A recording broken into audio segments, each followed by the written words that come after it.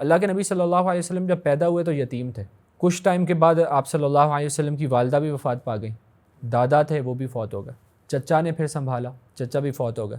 ایک وائف تھیں خدیجہ رضی اللہ عنہا جن سے آپ صلی اللہ علیہ وسلم بہت پیار کرتے تھے, وہ بھی فوت ہو گئے.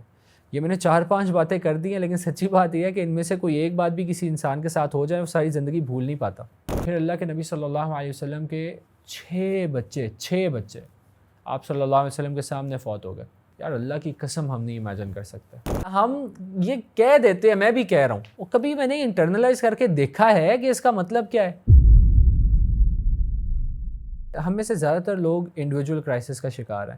کئیوں کے ریلیشن شپس کام نہیں کر رہے, کئی لوگ ڈپریشن کا شکار ہیں, کئی لوگ انگزائٹی کا شکار ہیں, کوئی آئیڈینٹی کرائسس کا شکار ہے. عجیب طرح کے مسئلے ہیں نا, ایموشنل مسئلے ہیں. اور جب بھی کسی سے بات کرو تو وہ اپنا جو پورا بیگیج ہے ایسے کھول کے رکھتا ہے سامنے کہ وہ کہتا ہے کہ میری زندگی میں تو مسئلے ہی بڑے ہیں. میں اکثر سوچتا ہوں لوگوں سے بات کرتے ہوئے, لوگوں کی کاؤنسلنگ کرتے ہوئے, اپنے بیک آف دا مائنڈ میں یہ سوچ رہا ہوں کہ اللہ کے نبی صلی اللہ علیہ وسلم کی زندگی میں بھی مسئلے تھے. اللہ کے نبی صلی اللہ علیہ وسلم جب پیدا ہوئے تو یتیم تھے. کچھ ٹائم کے بعد آپ صلی اللہ علیہ وسلم کی والدہ بھی وفات پا گئیں. دادا تھے وہ بھی فوت ہو گئے. چچا نے پھر سنبھالا, چچا بھی فوت ہو گئے. ایک وائف تھیں خدیجہ رضی اللہ عنہا جن سے آپ صلی اللہ علیہ وسلم بہت پیار کرتے تھے, وہ بھی فوت ہو گئے. یہ میں نے 4-5 باتیں کر دی ہیں, لیکن سچی بات یہ ہے کہ ان میں سے کوئی ایک بات بھی کسی انسان کے ساتھ ہو جائے وہ ساری زندگی بھول نہیں پاتا. یار وہ بیچارہ یتیم ہے, یوں کہتے ہیں نا, یہ کہتے ہیں یار اس بیچارے کی ماں بچپن میں ہی فوت ہو گئی تھی, اصل میں اس کو ماں باپ کا پیار نہیں ملا. یہ بھی باتیں کرتے ہیں. مجھے اگر کوئی بندہ نا یوں کہہ دے نا, جاؤ اپنا کام کرو پاگل ہو تم, میں ساری زندگی اس بات کا غصہ اور غم بھول نہیں سکوں گا. اللہ نہ کرے کبھی کوئی کسی کو ایسا کہہ دے, یا کہہ دے اس کا کیا ہے وہ تو ہے ہی جھوٹا. مجھے کوئی بات 3rd پرسن میں بھی یہ بتا دے نا اس نے آپ کے بارے میں یہ کہا ہے, میں بھول نہیں سکوں گا اس کا کام. اللہ کے نبی صلی اللہ علیہ وسلم کو یہ کفار کیا کہا کرتے تھے, پاگل ہے, جادوگر ہے, جھوٹا ہے, اس پہ تو جن اترتے ہیں, اور یہ ویسے یہ پوزیسڈ ہے صلی اللہ علیہ وسلم. یہ ساری باتیں ساتھ ساتھ چلتی جا رہی ہیں. پھر اللہ کے نبی صلی اللہ علیہ وسلم کے 6 بچے آپ صلی اللہ علیہ وسلم کے سامنے فوت ہو گئے. یار اللہ کی قسم ہم نہیں امیجن کر سکتے. اللہ سب کی حفاظت فرمائے. کسی کا کوئی ایک بچہ فوت ہو جائے نا تو وہ نا ساری زندگی, لوگ کہتے ہیں کہ جی انہاں دا بچہ فوت ہویا نا تو پھر انہوں نے ہوش نہیں آئی ہے, وہ جی پھر تے سارا گھر ہی بکھر گیا. وہ ایک بچہ گیا تو سارا گھر ہی بکھر گیا. وہ جوان بچے دی وفات ہو گئی جی, اس سے بات ہے وہ گھر بکھر گیا سارا. اور وہ جو ماں باپ ہوتے ہیں وہ سارے ایسے گھورتے رہتے ہیں دیواروں کو. بچہ فوت ہو گیا تھا, 6 بچے اللہ کے نبی صلی اللہ علیہ وسلم کے فوت ہو گئے. اس سب کے بعد اللہ کے نبی طائف گئے صلی اللہ علیہ وسلم کہ چلو مکہ والے اگر اتنی اذیتیں پہنچا رہے ہیں تو طائف جا کے دیکھتے ہیں. وہاں پہ کیا ہوا, پتھر پڑے.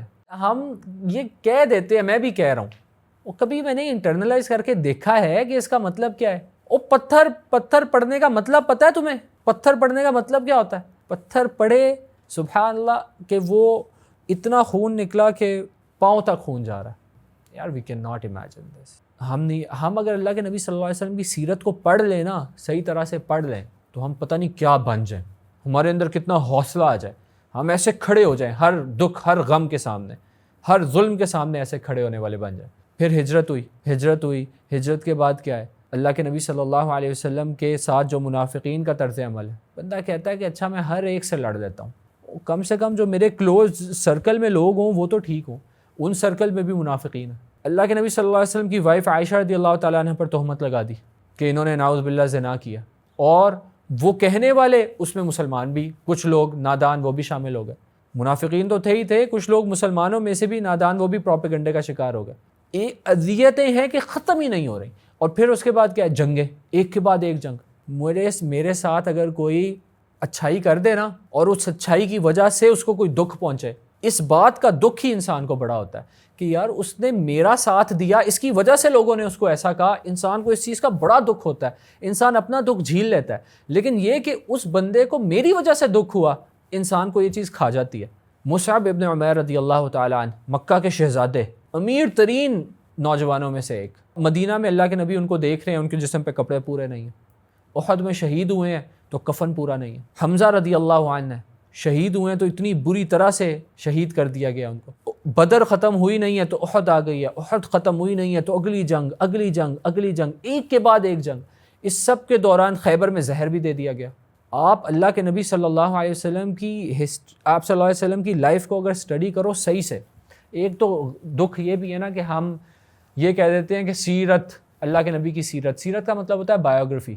اللہ کے نبی صلی اللہ علیہ وسلم کی سیرت نہیں. سیرت تو کسی بندے کی بھی ہو سکتی ہے نا. نبی کریم صلی اللہ علیہ وسلم کی زندگی کا اگر ہم مطالعہ کریں تو ہمیں پتہ چلے کہ اصل میں انسان کو زندگی کیسے گزارنی ہے. اور اس بات کا اختتام یہاں پہ کروں گا کہ اللہ کے نبی صلی اللہ علیہ وسلم کو صحابہ ڈیفائن کیسے کرتے تھے. کان بساما ضحاکا، اللہ کے نبی صلی اللہ علیہ وسلم he always had a smiling face. Oh, can you imagine after all of this you are smiling؟ یہ سب کے بعد بھی اللہ کے نبی صلی اللہ علیہ وسلم اسمائل کرتے ہیں. He always had a smiling face. So ہمارے پاس سیکھنے کے لیے نا اینڈ لیس چیزیں ہیں سیرت سے. قرآن بہت امپورٹنٹ ہے، قرآن پڑھنا ہے، اس کو سمجھنا ہے، اور سیرت بھی بہت زیادہ امپورٹنٹ ہے کہ ہم اس کو سیکھیں، صحیح لینس سے سیکھیں.